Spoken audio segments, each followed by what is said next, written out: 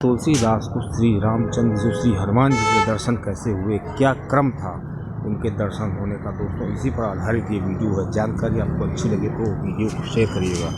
दोस्तों श्री तुलसीदास जी का बचपन बहुत ही दुख में बीता था। श्री तुलसीदास जब पैदा हुए थे तो वो 12 वर्ष के लगते थे, उनके दांत थे। अब दोस्तों वो मूल नक्षत्र में पैदा हुए थे तो उनके जो घर वाले थे वो उसको बहुत ही अशुभ मानते थे। दोस्तों उनके पैदा होते ही उनकी माता जी का देहांत हो गया। थोड़े समय बाद उनके पिताजी ने उससे कहा कि इनको, इस लड़के को हम लोग त्याग देते हैं, तभी हम लोग का कल्याण होगा। दोस्तों उनके पिताजी ने उनको त्याग दिया। थोड़े दिन बाद उसके पिताजी का भी देहांत हो गया। दोस्तों उसके बाद उनका तुलसीदास का पालन पोषण उनके घर की नौकरानी जो चुनिया थी उसने किया। दोस्तों चुनिया के पति ने भी उसका विरोध किया कि ये कुलक्षणी बालक है, लेकिन चुनिया के ने उसका पालन पोषण किया। थोड़े दिन बाद चुनिया भी चल बसी। अब उसके पति ने उस बालक को गांव के बाहर भगा दिया। अब दोस्तों वो बालक जब गांव के बाहर गया तो भीख मांगने लगा, इधर उधर मांगने लगा। अब जो एक घर में गया वो मांगने के लिए, वो तुलसीदास जी थे। अब दोस्तों उस घर के लोगों ने कहा कि ये बालक बहुत कुलक्षणी है, इसके चक्कर में न पड़ना, इससे इसको नज़र से, अगर नज़र की तरह पड़ जाता है तो ये शुभ नहीं है। जब श्री तुलसीदास जी ने ये सुना कि लोग हमको अशुभ मानते हैं तो श्री तुलसीदास जी को बहुत दुख हुआ और वो एक मंदिर में चले गए और वहीं पर जाकर के रहने लगे। दोस्तों बताते हैं जब वो मंदिर में गए तो उस मंदिर में लोगों ने जाना बंद कर दिया। लेकिन दोस्तों ये तुलसीदास जी बहुत भूखे थे, उनको वो हनुमान जी के सामने बहुत ही परेशान लग रहे थे। तो श्री हनुमान जी की चमत्कार के कारण वहाँ उस मंदिर में काफ़ी बंदर आने लगे और दोस्तों उन बंदरों को लोग जब चने खिलाते थे तो उन चने को बीन करके श्री तुलसीदास जी खाते थे। दोस्तों हुआ कि उसी मंदिर में एक बार एक महात्मा जी आए और उन महात्मा से श्री तुलसीदास जी ने अपना शिष्य बनाने को कहा। अब दोस्तों उन महात्मा ने उन तुलसीदास जी को अपना शिष्य बना लिया। थोड़े दिन बाद वो तुलसीदास जी उनके साथ रहे। उसके बाद जब उस महात्मा को लगा कि तुलसीदास जी के अंदर एक बहुमुखी प्रतिभा है तो उन्होंने उसको अयोध्या भेज दिया एक संत के पास जो उनके जानने वाले थे। वहाँ पर जाकर श्री तुलसीदास जी ने पूरी राम कथा सुनी। क्योंकि राम कथा उनको बहुत कठिन लगती थी, इसलिए उन्होंने पूरी राम कथा याद कर ली थी और वो जगह जगह राम कथा कहा करते थे। इस प्रकार श्री तुलसीदास जी रहने लगे। उसके बाद क्या हुआ कि जब श्री तुलसीदास जी फिर यहाँ वापस आ गए और यहाँ पर रह करके वो राम कथा किया करते थे।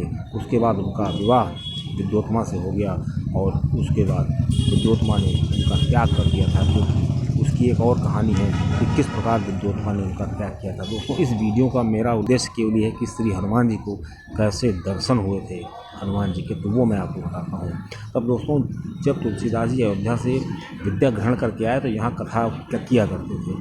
तो हुआ ये कि ये जिस रास्ते से जाते थे वहाँ पे एक सूखा पेड़ था। तो श्री तुलसीदास जी को लगता था कि ये पेड़ सूखा, अगर इसमें पानी पड़ जाए तो ये हरा भरा हो जाएगा। इसी क्रम में तुलसीदास जी उसमें पानी डालना चाहते थे। तो वो चूँकि उसके अगल बगल कोई तालाब नहीं था, कोई पानी का नल नहीं था, कुछ नहीं था, तो श्री तुलसीदास जी क्या करते थे, अपने घर से पानी लेके आते थे और उसमें डालते थे। तो दोस्तों इस प्रकार क्या हुआ कि वो पेड़ जो था कुछ दिन बाद हरा भरा हो गया। तुलसीदास जी का वही रास्ता था। अब तुलसीदास जी रास्ते से जा रहे थे तो जब पेड़ हरा भरा हो गया तो उस पर एक ब्रह्म राक्षस रहता था। मतलब वो तरीके से कह सकते हैं, भूत कह सकते हैं, ब्रह्म राक्षस।